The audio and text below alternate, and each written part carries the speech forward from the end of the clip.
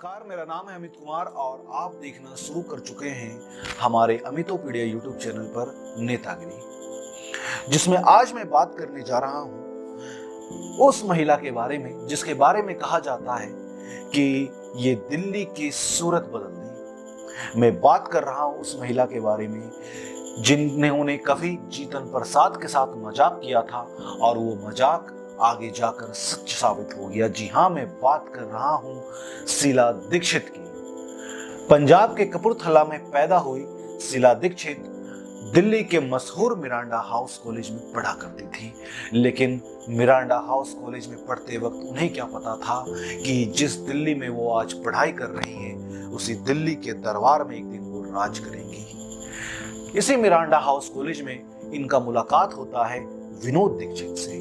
विनोद दीक्षित उस वक्त के कांग्रेस के गद्दावर नेता उमा शंकर दीक्षित के इकलौते बेटे थे। विनोद दीक्षित और शीला दीक्षित के बीच में दोस्ती होता है। ये दोस्ती धीरे धीरे प्यार में का परवान इसमें चढ़ता है। विनोद दीक्षित शीला दीक्षित के साथ दिल्ली के बस नंबर 10 पर फिरोजपुर रोड डेली जाया करते थे ताकि अधिक से अधिक वक्त वो शीला दीक्षित के साथ बिता सके।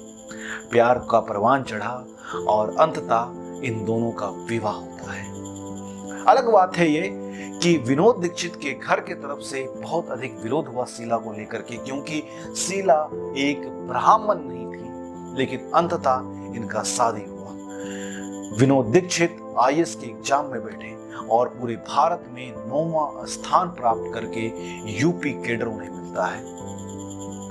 अब दौर आता है इनके शीला दीक्षित के राजनीतिक सफर का। उमा शंकर दीक्षित, जो कि कांग्रेस के काफी बड़े गद्दावर नेता हुआ करते थे, नेहरू के बाद वो इंदिरा गांधी के साथ हो लिए और इनाम मिला गृह मंत्री बनकर, देश का गृह मंत्री बनकर। उसके बाद जब संजय राज आया तो तमाम बुजुर्ग नेताओं की तरह उमा शंकर दीक्षित को भी राज्यसभा का रास्ता दिखा दिया गया, लेकिन उनकी बहू शीला दीक्षित समय दर समय राजनीतिक सीढ़ियों को चढ़ रही थी और धीरे धीरे राजनीति में अपने ओहदे को मजबूत कर रही थी। और इस शीला दीक्षित के राजनीतिक सफर का सबसे पहला और सबसे बड़ा यूटर्न आता है 1984 में, जब राजीव गांधी उन्हें बोलते हैं चुनाव लड़ने के लिए उत्तर प्रदेश से, और सीट तय होता है कन्नौज। ये कन्नौज उमा शंकर दीक्षित के गृह जनपद उन्नाव के पास का ब्राह्मण बहुल इलाका था। यहां पर शीला दीक्षित के सामने उनके प्रतिद्वंदी के तौर पर थे समाजवादी सेक्युलर के नेता, उस वक्त के सिटिंग एमपी छोटे सिंह यादव। इस चुनाव में शीला दीक्षित इसके बावजूद जीत गई। कहीं ना कहीं इस जीत के पीछे वजह बनी उस वक्त इंदिरा गांधी का जो हत्या हुआ था, तो कहीं ना कहीं सहानुभूति लहर भी एक बहुत बड़ा इसका फैक्ट माना जाता है इस जीत का। लेकिन एक नारा ये भी लग रहा था कि बहू पहली बार मुंह दिखाई मांगी है, क्या लोग निराश करेंगे? और शीला दीक्षित 53,000 मतों के साथ यहाँ पर जीत जाती है और महज 2 साल बाद राजीव गांधी के तरफ से उन्हें बुलावा आता है अपने मंत्रिमंडल में आने का, और राजीव गांधी ने राजमंत्री के तौर पर अपने मंत्रिमंडल में शामिल कर लेते हैं। अब दौर बदला, 1989 का वक्त आता है। दौर बदल चुका था, हालात बदल चुके थे। इस वक्त कांग्रेस के बफोर्स तोप घोटाले की गूंज पूरे उत्तर प्रदेश में गूंज रही थी और इसका असर चुनाव में तो पड़ना ही था और पड़ा भी। नारे लग रहे थे बीपी सिंह के पक्ष में, नारे लग रहे थे कि राजा नहीं फकीर है, जनता की तकदीर है। और इसी नारे के तहत शीला दीक्षित की मुश्किलें और बढ़ गई और कन्नौज में अंततः वो इस चुनाव में हार जाती हैं। और यहीं पर से शीला दीक्षित का उत्तर प्रदेश कनेक्शन कम होना शुरू हो जाता है, जो कि 1991 में जब उनके ससुर उमा शंकर दीक्षित का मृत्यु हुआ तो पूरी तरीके से वो अपने यूपी कनेक्शन को खत्म कर देती हैं और दिल्ली के तरफ अपने रुख को मोड़ लेती हैं। और दिल्ली में राजनीतिक सफर जब उनका वापस से शुरू होता है तो उनके जीवन का, उनके राजनीतिक सफर का ये काफी निम्न स्तर चल रहा था, डल फेज चल रहा था, क्योंकि जिस कांग्रेस के सीढ़ियों पर चढ़कर शीला दीक्षित राजनीतिक कामयाबी को हासिल की थी, वो कांग्रेस का भी ये डल फेज चल रहा था। ये दौर था नरसिम्हा राव का। शीला दीक्षित के जीवन का दूसरा बड़ा पड़ाव आता है राजनीतिक सफर में 1998 के चुनाव के वक्त। लोकसभा का चुनाव था और नारे लग रहे थे, अब की बारी अटल बिहारी।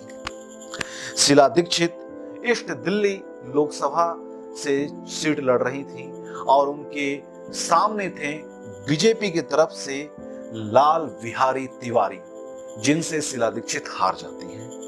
लेकिन इत्तेफाक देखिए, उसके कुछ ही समय बाद दिल्ली विधानसभा चुनाव का शुरुआत होता है। सुषमा स्वराज के नेतृत्व में बीजेपी इस चुनाव को हार जाती है और वजह बनती है उस वक्त के प्याज की बढ़ती हुई कीमतें। शीला दीक्षित गोल मार्केट से विधानसभा चुनाव को जीती और सोनिया गांधी की वजह से वो दिल्ली की मुख्यमंत्री बन गई। और ये शीला दीक्षित के राजनीतिक सफर का गोल्डन एरा कहलाता है, क्योंकि इस वक्त के बाद वो लगातार 3 बार दिल्ली विधानसभा के चुनाव को जीती और 2013 तक दिल्ली पर हुकूमत करती है।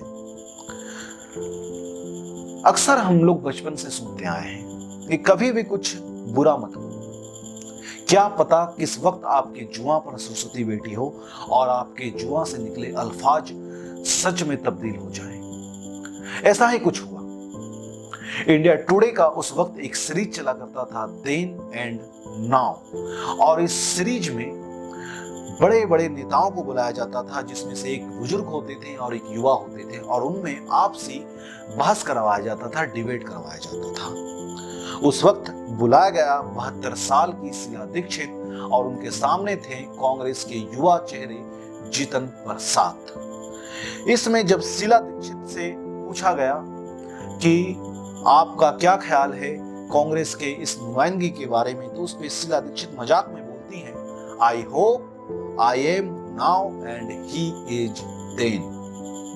उस वक्त तो उन्हें एहसास भी नहीं था कि मैंने क्या बोला, लेकिन ये बात सच साबित हुआ 6 साल बाद। उस वक्त किसी को ये एहसास भी नहीं था कि ये बात आगे जाकर के सच होने वाला है। इलेक्शन का दौर आता है फिर से। कांग्रेस के उत्तर प्रदेश के रणनीति को तय करने के लिए प्रशांत किशोर मोर्चा संभाले हुए थे, और जब प्रशांत किशोर मोर्चा संभाल रहे थे तो उस वक्त लोगों को यह उम्मीद था कि जीतन प्रसाद को चेहरा बनाया जाएगा, क्योंकि वो ब्राह्मण भी हैं और युवा भी हैं। अलग बात है कि 2014 का वो चुनाव, लोकसभा चुनाव हार चुके हैं, लेकिन राहुल गांधी के कोर टीम का वो हिस्सा हैं और कहीं ना कहीं कांग्रेस को ये उत्तर प्रदेश में जीत दिला सकते हैं। लेकिन प्रशांत किशोर की रणनीति को यू टर्न मिला कांग्रेस के आला कमान से, क्योंकि कांग्रेस के आला कमान ने भरोसा दिखाया दिल्ली के नेता पर, शीला दीक्षित पर। शीला दीक्षित को ये एहसास भी नहीं रहा होगा कि जीतन प्रसाद को हटा करके उन्हें सामने लाया जाएगा, उन्हें आगे लाया जाएगा। शायद इस वक्त ये बात उनका सच हो गया कि मैं कांग्रेस का आज हूं और शायद ये कांग्रेस के कल होंगे। सवाल ये है कि शीला दीक्षित पर दांव लगाकर कांग्रेस क्या साबित करना चाहती थी। याद रखिए कि कांग्रेस भारत में अपने चुनाव को 3 वोट बैंकों की वजह से जीतते आई है, एक ब्राह्मण, दूसरा दलित और तीसरा मुसलमान। बात अगर करूं मैं दलित वोट बैंक की, तो उसे एक एक करके काशीराम ले गए। बात रहा ब्राह्मण और मुसलमान का, तो 1992 के बाबरी मस्जिद कांड के वक्त मुसलमान भी छिटक गए। मुसलमान सपा, बसपा और बाकी क्षेत्रीय पार्टी की तरफ हो लिए और तथाकथित बनियों की पार्टी कही जाने वाली भाजपा में ब्राह्मणों को श्रेय दिया गया, जब अटल बिहारी वाजपेयी को बीजेपी का सदारत करने का मौका मिला और ब्राह्मण वोट बैंक भी कांग्रेस के हाथ से निकल गई। अब कांग्रेस वापस से अपने इन वोट बैंकों को समेटने के अथक प्रयास में जुड़ी हुई है।